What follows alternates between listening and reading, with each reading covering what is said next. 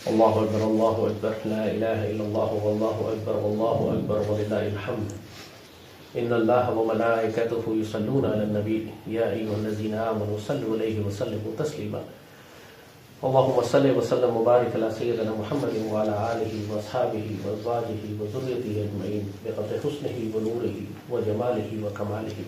سیدی رسول اللہ صلی اللہ علیہ وسلم نے اپنی امت کو دجال کے فتنوں سے آگاہ فرمایا ہے، خبردار کیا ہے۔ ہر نبی نے اپنی امت کو دجال کے فتنوں سے آگاہ کیا ہے، اور دجال دجل سے نکلا ہے، اس کا مطلب ہے جھوٹ اور دھوکہ۔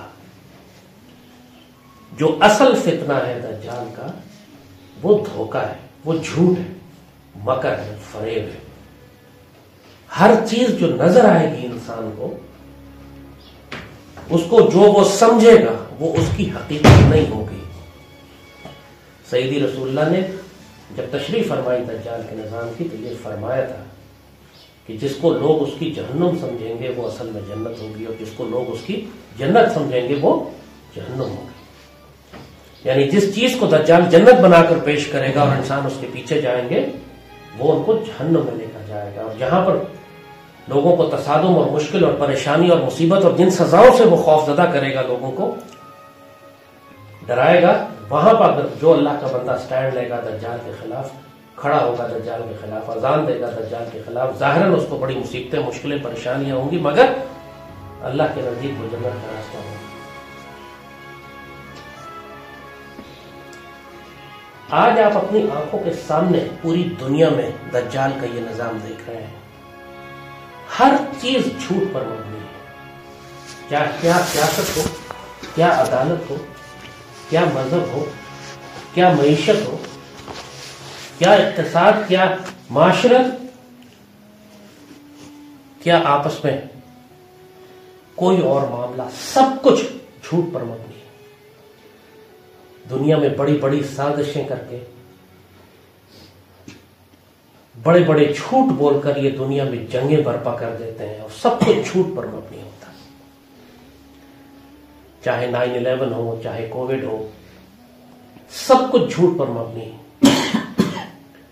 اور اس جھوٹ کے دور میں انسان کس طرح اس جھوٹ سے بچے اور حقیقت کو پائے، تقریباً ناممکن ہو گیا ہے عام انسان کے لیے۔ تمام سیاسی اور مذہبی لیڈر صرف جھوٹ اور خرافات اور منافقت، کفر اور ظلم کے ساتھ کھڑے ہیں۔ سیدی رسول اللہ نے اس کی دعا عطا فرمائی تھی، اللہم ارنا الحق حقا ورزقنا اتباع، اللہم ارنا الباطل باطلا ورزقنا اجتنابا۔ یا اللہ ہم کو حق دکھا اور اس کی اتباع کرنے کی اجازت عطا فرما، اور ہم کو باطل دکھا اور ہم کو اس سے اجتناب کرنے کی توفیق عطا فرما۔ یہ دعا طلب کرنی پڑتی ہے، اور جب آپ یہ دعا طلب کرتے ہیں اللہ سے تو اللہ انعام کے طور پر آپ کو شرح صدر عطا کرتا ہے۔ شرح صدر کا مطلب ہے آپ کے سینے کو روشن کر دیتا ہے، آپ کے قلب کو روشن کر دیتا ہے، اس کو شرح صدر کہتے ہیں۔ اور شرح صدر کا متضاد ہے کہ سمن بکمن عمیٌ فہم لا یرجعون، اندھے گونگے اور بہرے اب یہ ایسے مقام پر آ گئے ہیں کہ اب ان پر کوئی توبہ بھی اثر نہیں کر سکتی۔ ختم اللہ علی قلوبہم وعلی سمعہم وعلی ابصارہم غشاوہ، مہریں لگا دی اللہ نے ان کے قلوب پر، ان کی آنکھوں پر، ان کے آنکھوں پر پردے ان کے۔ یہ وہ عذاب ہے جو ان لوگوں پر نازل ہوتا ہے جو کفر اور دجال اور طاغوت کے راستے کو اختیار کرتے ہیں، اور جس پر اللہ کرم فرماتا ہے اس کو شرح صدر کا تحفہ دیتا ہے۔ سیدی رسول اللہ صلی اللہ علیہ وسلم کے بارے میں اللہ خود سیدی کے بارے میں فرماتا ہے، الم نشرح اللہ کا صدر، کیا میں نے آپ کا سینہ کھول نہیں دیا، کیا سینہ روشن نہیں کر دیا؟ اور مسلمانوں کو یہ دعا سکھائی گئی ہے جو خاص طور پر آج کے اس دور کے لیے ہے. رب اشرح لی صدری ویسر لی امری واحلل عقدۃ من لسانی یفقهوا قولی. یا ربی ہمیں شرح صدر عطا فرما اور ہمارے معاملے کو آسان فرما دے جو ڈیوٹی ہم کرنے جا رہے ہیں. اور ہماری زبان میں جو گرہیں لگی ہوئی ہیں، جو ہمارے پاس الفاظ نہیں ہیں، جو بیان کرنے کے لیے ہمیں فصاحت و بلاغت چاہیے، وہ عطا فرما دے. وہ یفقہوا قولی، اور جن سے میں بات کر رہا ہوں ان کے دلوں کو اور آنکھوں کو اور کانوں کو نرم کر دے کہ میری بات وہ سمجھ سکے.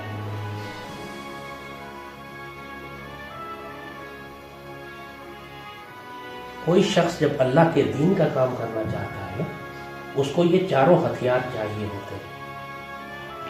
اگر اس میں سے ایک ہتھیار بھی اس کے پاس نہیں ہے تو وہ نہ دین کی خاطر اذان دے سکتا ہے، نہ اس کی بات میں تاثیر ہوگی، نہ اس کا کام اللہ آسان فرمائے گا، اللہ کی تائید ہوگی، اور نہ وہ خود سمجھے گا کہ حق کیا ہے اور میں نے کیا بات کرنی ہے اور کس سے اجتناب کرنا ہے. یہ 4 سٹار دعا ہے. اس دعا میں 4 دعائیں ہیں.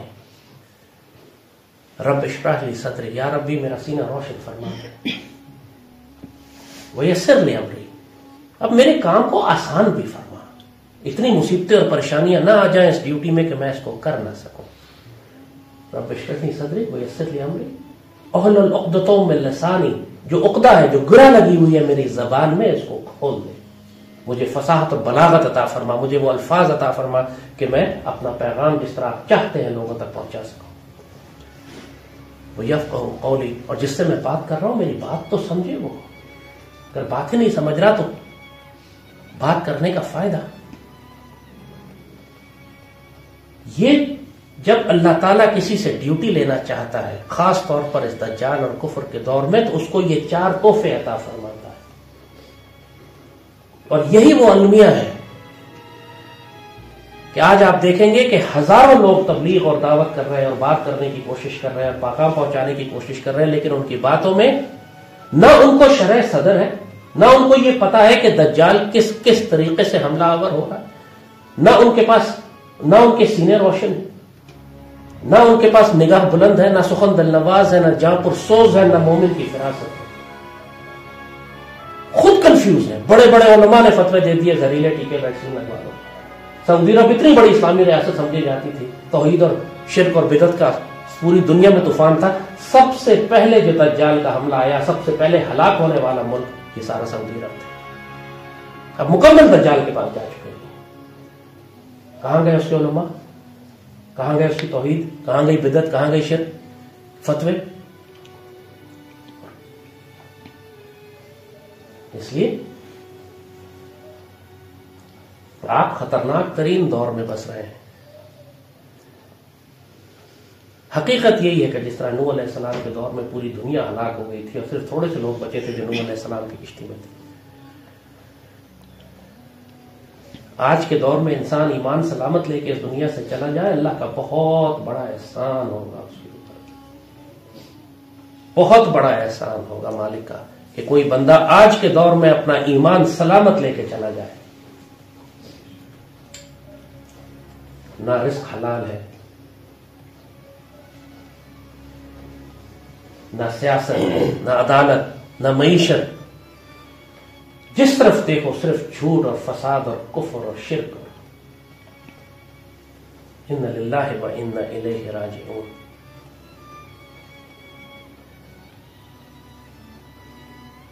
اور انسانوں کی اتنی بڑی اجتماعیت کو آپ اپنی آنکھوں کے سامنے جہنم میں جاتے دیکھتے ہیں. جس سے بات کرو وہ یہ کہتا ہے کچھ سمجھ نہیں آ رہا کہ کیا ہو رہا ہے. جس سے بات کرو کہتا ہے کچھ پتا نہیں کہ کیسے آگے جانا ہے، کس کی بات سننی ہے، کس کی بات نہیں سننی، کس پر اعتبار کرنا ہے، کس پر اعتبار نہیں کرنا. پرلے درجے کے مکار، جھوٹے، خائن، زانی، بدکار، غدار ملک اور قوم اور ملت کے لاکھوں لوگ ان کے پیچھے اس طرح لگے ہوئے ہیں جیسے نعوذ باللہ وقت میں دیا گیا. کیسی ضلالت اور کیسی گمراہی اور کیسا پردہ پڑا انسانیت کے اوپر. سیدی نے فرمایا تھا اس کا مفہوم ہے کہ سچ بولنے والے کو جھوٹا اور جھوٹ بولنے والے کو سچا تصور کیا جائے.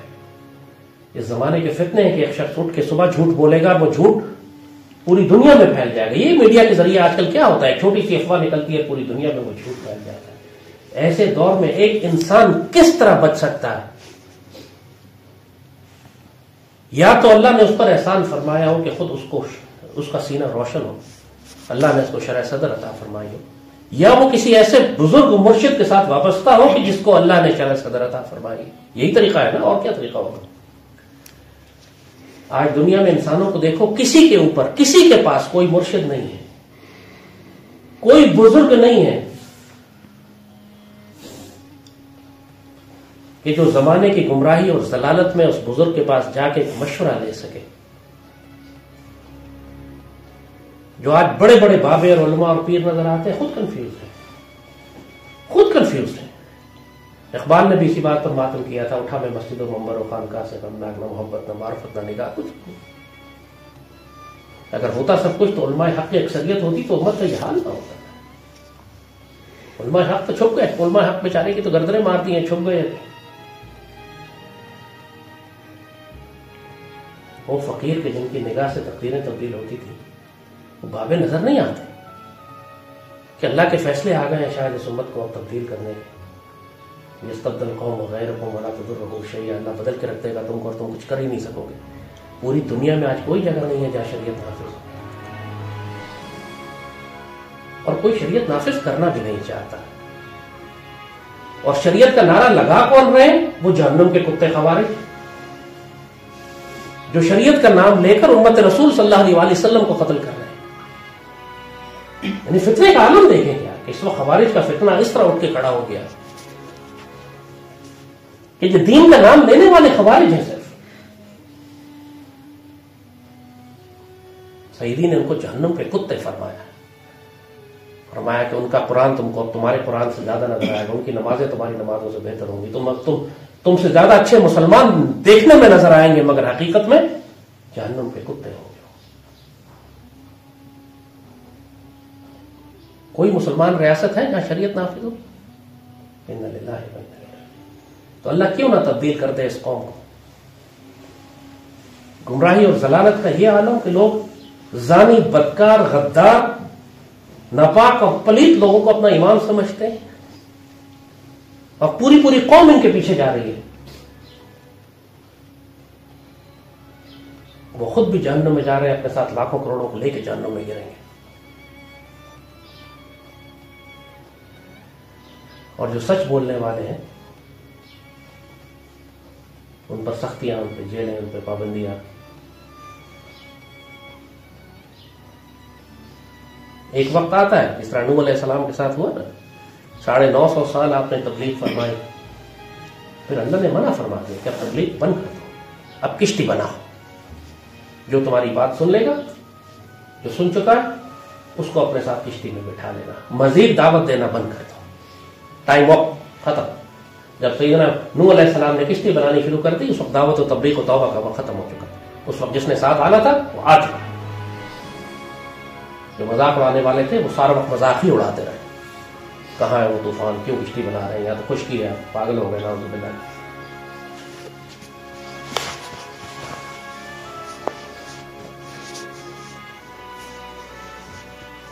آج کے دور میں یہ حقیقت ہے، یہ بالکل حقیقت ہے. بابے یہ بات کرتے ہیں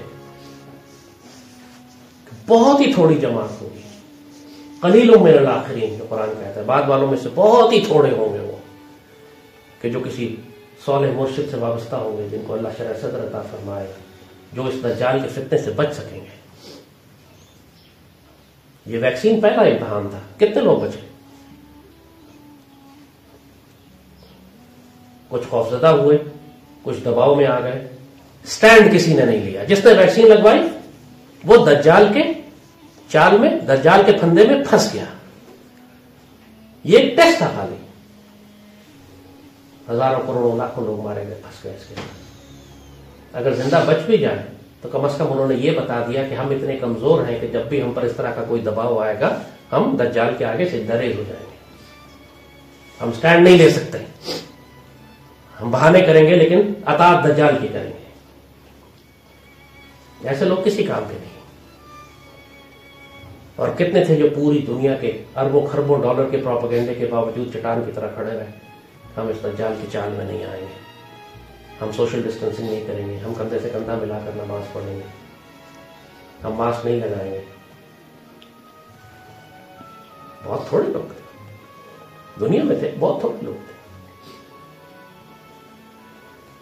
اور آگے تو اس سے بھی زیادہ سخت امتحان آنے والے ہیں.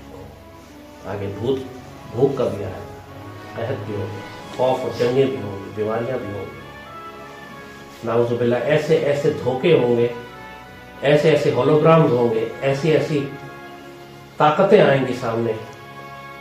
اگر اللہ اس کے رسول صلی اللہ علیہ وآلہ وسلم سے فقد استمسک بالعروۃ الوثقی سیدی سے مضبوط رشتہ قائم نہ ہوا, انسان ایک لمحے میں گمراہ ہو.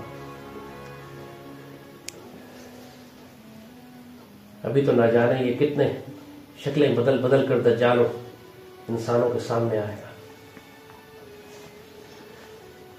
اس دور میں کثرت سے استغفار کریں, کثرت سے استغفار کریں. یہ بہت فتنوں کا دور ہے, بارش کے قطروں کی طرح فتنے ہمارے گھروں میں داخل ہو رہے ہیں. آپ ٹی وی آن کریں وہاں جھوٹ نکل رہا ہے, آپ نیٹ کھولیں وہاں جھوٹ نکل رہا ہے, آپ موبائل کھولیں اس میں سے جھوٹ ابل رہا ہے, آپ محفلوں میں بیٹھے وہاں جھوٹ ابل رہا ہے. سوائے جس پر اللہ کا فضل ہو کوئی انسان اس جھوٹ سے نہیں بچ سکے گا. اور اللہ کا شکر ادا کرو کہ اگر اللہ نے تم کو شرح صدر عطا فرمایا ہے, تم ان دجال کے فتنوں کو اسی طرح دیکھ رہے ہو جیسے وہ ہیں. اللہم ارنا الحقیقت الاشیاء کما ہی, وہ جو سیدی نے فرمایا, یا اللہ ہمیں چیزوں کی حقیقت وہی دکھا جو وہ ہے, نہ وہ کہ جو وہ چھپ کے آتی ہے, چھپا کے جو پیش کی جاتی ہے ہمارے سامنے. کثرت سے استغفار کرو اور اس دعا کو کثرت سے پڑھا کرو. اللہم ارنا الحقیقت الاشیاء کما ہی, اللہم ارنا الحق حقا ورزقنا اتباعہ وارنا الباطل باطلا ورزقنا اجتنابہ. یہ آج کل کے دور کی دعائیں ہیں کہ جب چاروں طرف جھوٹ ہی جھوٹ ہے اور انسان کو سچ نظر ہی نہیں آ رہا. اللہ تم سب کو شرح صدر عطا کر کے رکھے, سیدی رسول اللہ کے قدموں میں آپ کے سائے میں رکھے, دجال اور شیاطین کے فتنوں سے بچائے. آپ لوگوں کو سچ کو دیکھنے اور اس کی اتباع کی توفیق اور اجازت عطا فرمائے, اور باطل کو دیکھنے اور اس سے بچنے کی توفیق عطا فرمائے. آپ کو سمن بکمن اور عمیون والی جماعت میں شامل نہ فرمائے, اس جماعت میں شامل نہ فرمائے جس کے بارے میں اللہ فرماتا ہے ختم اللہ علی قلوبہم وعلی سمعہم وعلی ابصارہم غشاوہ. اعوذ باللہ من الشیطان الرجیم. اللہم صلی وسلم وبارک علی سیدنا محمد وعلی آلہ وصحبہ وسلم. جیسے کہا کثرت سے استغفار کیا کرو اور کثرت سے یہ دعائیں پڑھو کہ اللہ آپ کو حقیقت اور سچ دکھا کر رکھے, آپ کا سینے روشن رکھے, آپ کا قلب منور رکھے, اور آپ کو اندھا گونگا اور بہرا ہونے سے بچائے. اس دور کا سب سے بڑا فتنہ یہی ہے کہ انسان اندھا گونگا اور بہرا ہو چکا ہے. اس کو کوئی اذان کی آواز نہیں آتی, اس کو کوئی اذان حق سنائی نہیں دیتا, اس کو کوئی مرد آزاد نظر نہیں آتا, اس کو کوئی صراط مستقیم سجھائی نہیں دیتا. سب سے بڑا عذاب یہی ہے کہ گھپ تاریک رات ہے اور صرف اللہ کے کچھ نیک بندے تھوڑے سے رہ گئے جو قندیل رہبانی جو اقبال کہتے ہیں, تھوڑے سے تاریکی کے اندر ایک چراغ لے کر کھڑے ہیں, لوگوں کو دعوت دے رہے ہیں. لیکن بہت تھوڑے ہیں, بہت زیادہ تھوڑے ہیں. قلیل من الاخرین, وہ تھوڑے ہی ہوں گے, پر جیسے جیسے زمانہ گزرتا جائے گا وہ تھوڑے ہی ہوتے جائیں گے. اللہم صلی وسلم وبارک علی سیدنا محمد وعلی آلہ وصحبہ.